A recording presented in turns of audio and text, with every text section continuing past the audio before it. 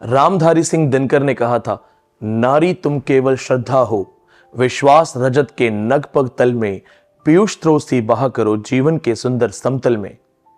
लेकिन इस वक्त दोस्तों दिल्ली मेट्रो जो है वो काफी फेमस हो गई है। बहुत सारे लोग हमारे दोस्त जो हैं वो भी हमें पूछ रहे हैं कि तुम्हारे दिल्ली में हो क्या रहा है। तो खैर देखते हैं कि दिल्ली मेट्रो में हुआ क्या। ये वीडियो आपके सामने है। इस वीडियो में आप देख सकते हैं कि यहां पे एक टीन, जिसको हम बोल रहे हैं टीन है, जिनका नाम है रिदम चानना।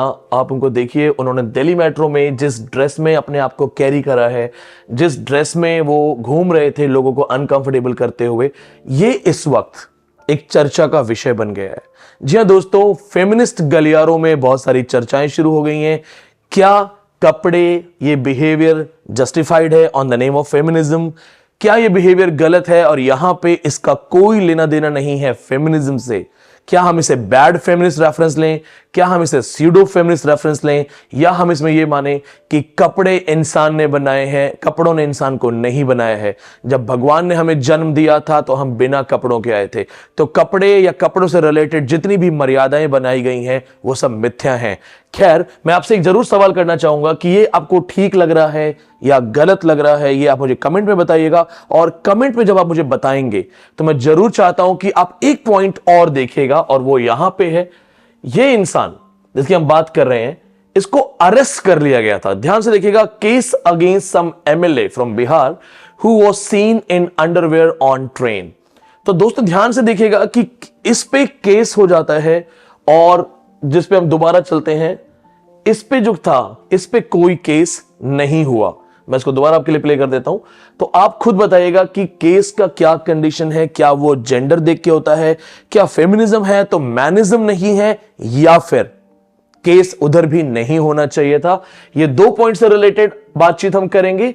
सबसे इंपॉर्टेंट चीज, एक खास टॉपिक है। बहुत से लोगों ने कहा कि ये जो लड़की जो ड्रेसअप करके आई थी ये स्लट की तरह थी। हिंदी भाषा में एक भद्दा शब्द का इस्तेमाल होता है, रंडी कहा जाता है। दोस्तों, क्या कपड़े आपका कैरेक्टर डिफाइन करते हैं?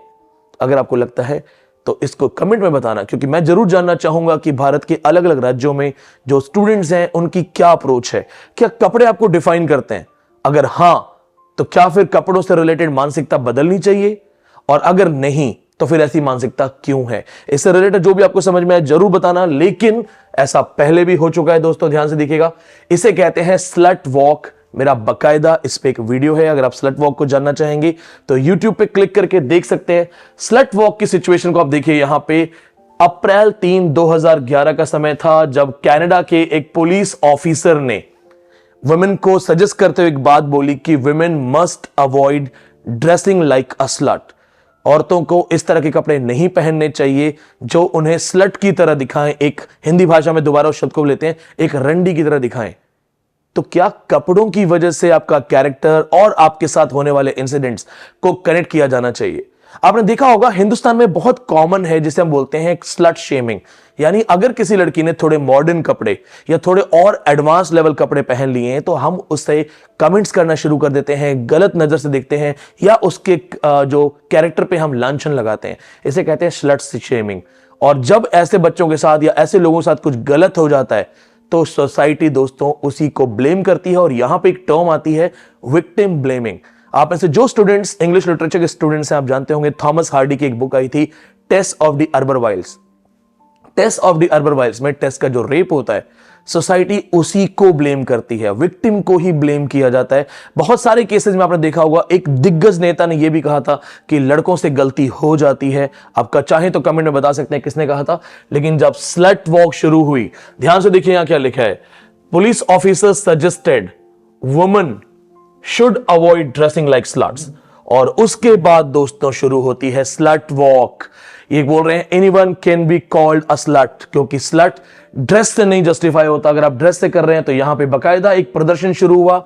इसको आप नोट कीजिएगा, ये बहुत इंपॉर्टेंट चीज है, क्योंकि इससे दुनिया भर में प्रदर्शन शुरू हो गए। दुनिया भर में एक ये मुद्दा बन गया कि आप औरतों को, औरतों के कैरेक्टर को कपड़ों से जज ना करें। और हमारा हिंदुस्तान भी इसमें पीछे नहीं रहा। जी हां दोस्तों, ये है बेशर्मी मोर्चा। स्लट वॉक का इंडियन वर्जन, स्लट वॉक का इंडियन वर्जन देखिएगा। बेशर्मी मोर्चा। और बेशर्मी मोर्चा जो है शुरू हुआ था भोपाल में 2011 के अंदर। आप यहां पे देख सकते हैं, यहां पे एक चीज क्लियरली मेंशन की गई है, the first Besharmi Morcha took place in Bhopal 17 July 2011, followed by Besharmi Morcha इन दिल्ली 31 जुलाई 2011 को यह दिल्ली में हुआ, और उसके बाद लखनऊ में हुआ 21 अगस्त 2011 को। जब बेशर्मी मोर्चा लॉन्च हुआ था तो यहां पे बहुत सारे रेडिकल ग्रुप खड़े हो गए थे जिन्होंने कहा था वॉयलेंस होगा, वॉयलेंस किया जा सकता है। दोस्तों, क्या आप जानते हैं कि कपड़े और इंसान का कैरेक्टर, ये दोनों कभी भी कनेक्ट नहीं किए जा सकते, लेकिन जब सोशल लॉजिकल अप्रोच का इस्तेमाल होता है तो एक बहुत ही फेमस कोटेशन है मेरे पास, God made man, tailor made gentleman. तो आज जेंटलमैन किसको समझते हैं? जो सूटेड बूटेड टाई कोट पहन के आता है। और अगर किसी महिला ने बहुत कम कपड़े पहने तो उसे स्लट कह देते हैं। कपड़ों से किसी के कैरेक्टर को डिफाइन करना जो कि काफी गलत है, अपने आप में गलत है। मैं इसके बारे में आपको एक छोटी सी जानकारी देना चाहूंगा। आप यहां पे ध्यान से देखिएगा, ये जो पॉइंट है यहां पे, this is actually related to the bikini feminism, the feminist politics around wearing a bikini. क्या आप जानते हैं इंडिया की फर्स्ट वुमन जिन्होंने ओपनली बिकनी को ट्राई किया था वो शर्मिला टैगोर थी, सैफ अली खान की मदर।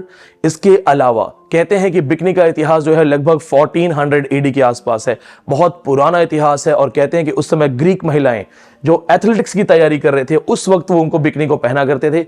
यहां पे भी देखिए, यहां पे क्लियरली मेंशन्ड है इस चीज को, after Sharmila Tagore wore a bikini for the first time people started following it in Bollywood. और यहां पे एक और मेंशन आपको मिलेगा, evidence of the bikini can be traced back to as clearly 1400 BC. 1400 BC on Greek, where the women athletes for practice they would wear it. तो दोस्तों, bikini का एक अपना इतिहास है, बिकनी फेमिनिज्म नाम से बकायदा एक पूरा टॉपिक है। अब चूंकि वीडियो के हम अंत की तरफ बढ़ रहे हैं, मैं आपसे कुछ सवाल करना चाहता हूं।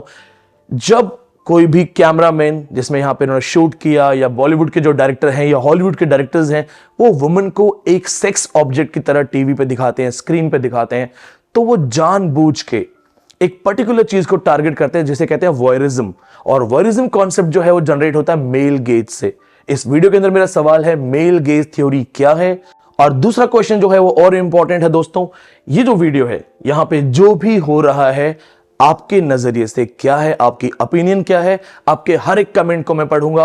और जो स्टूडेंट्स इस तरह से पढ़ना चाहते हैं, तैयारी करना चाहते हैं, आप ऑनलाइन ऑफलाइन क्लासेस के लिए हमें कांटेक्ट कर सकते हैं। बहुत बहुत धन्यवाद।